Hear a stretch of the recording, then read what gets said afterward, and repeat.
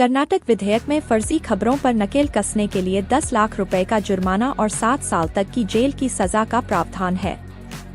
इस विधेयक में 2 साल तक की साधारण कैद और 25,000 रुपए का दैनिक जुर्माना शामिल है, जो कुल 25 लाख रुपए तक है। यह नया प्रस्तावित प्राधिकरण सभी सोशल मीडिया प्लेटफॉर्म पर निगरानी रखेगा ताकि ऐसी सामग्री की पहचान की जा सके जो न केवल फर्जी या हेरफेर की गई हो बल्कि समुदायों को आहत करने वाली हो। कर्नाटक सरकार ने सोशल मीडिया पर फैल रही फर्जी खबरों और गलत सूचनाओं के बढ़ते खतरे पर नकेल कसने का फैसला किया है।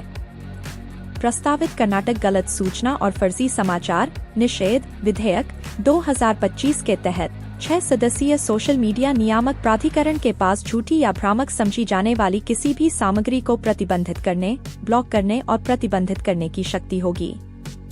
प्राधिकरण यह सुनिश्चित करने में महत्वपूर्ण भूमिका निभाएगा कि फर्जी खबरें और हानिकारक सामग्री को ऑनलाइन प्रचारित या वितरित नहीं किया जा सके। मसौदा कानून में 10 लाख रुपए तक के जुर्माने और 7 साल तक की कैद या दोनों सहित सख्त सजा की सिफारिश की गई है।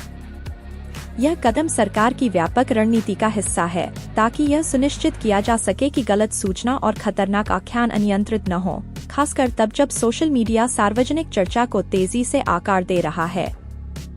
नियामक प्राधिकरण की भूमिका यह नया प्रस्तावित प्राधिकरण सभी सोशल मीडिया प्लेटफॉर्म पर निगरानी रखेगा ताकि ऐसी सामग्री की पहचान की जा सके जो न केवल नकली या हेरफेर की गई हो बल्कि महिलाओं का अपमान करती हो, सनातन धर्म या अन्य धर्मों के प्रति असम्मानजनक हो या अंधविश्वास और हानिकारक प्रथाओं को बढ़ावा देती हो। प्राधिकरण यह सुनिश्चित करने के लिए जिम्मेदार होगा कि ऑनलाइन पोस्ट की गई सामग्री, विशेष रूप से विज्ञान, इतिहास, धर्म, दर्शन और साहित्य जैसे विषयों पर प्रामाणिकता और सटीकता के कड़े मानकों को पूरा करती हो। जांच और दिशा निर्देशों के लिए यह आवश्यक होगा कि सोशल मीडिया पर प्रकाशित किसी भी सामग्री को व्यापक रूप से साझा करने से पहले संदर्भ, विश्वसनीयता और शुद्धता के लिए सत्यापित किया जाए। इसके अतिरिक्त प्रस्तावित विधेयक का उद्देश्य इसके प्रावधानों का उल्लंघन करने वालों के लिए अधिक प्रभावी कानूनी प्रक्रिया बनाना है। तेजी से जवाबदेही और न्याय निर्णय सुनिश्चित करने के लिए कर्नाटक उच्च न्यायालय की सहमति से राज्य में विशेष अदालतें स्थापित की जाएंगी। पीठासीन सत्र न्यायाधीश एक या अधिक जिलों की देखरेख करेंगे और उनके पास बिचौलियों, प्रकाशकों और प्रसारकों को कानूनी रूप से बाध्यकारी आदेश जारी करने की शक्ति होगी। दोष मुक्ति और जवाबदेही प्रक्रिया। उल्लंघन के आरोपी व्यक्तियों या कंपनियों के पास आधिकारिक नोटिस का जवाब देने के लिए 30 दिन का समय होगा।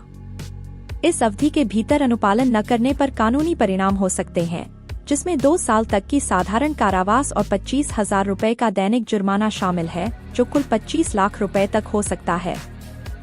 जिम्मेदारी बढ़ाने के लिए एक महत्वपूर्ण कदम के रूप में उल्लंघन के समय मौजूद कंपनी के निदेशक और ऑन ग्राउंड कर्मचारी भी व्यक्तिगत रूप से उत्तरदायी हो सकते हैं यदि उनके संगठन दोषी पाए जाते हैं। इसका उद्देश्य जवाबदेही को मजबूत करना और कंपनियों को सख्त आंतरिक अनुपालन बनाए रखने के लिए प्रोत्साहित करना है।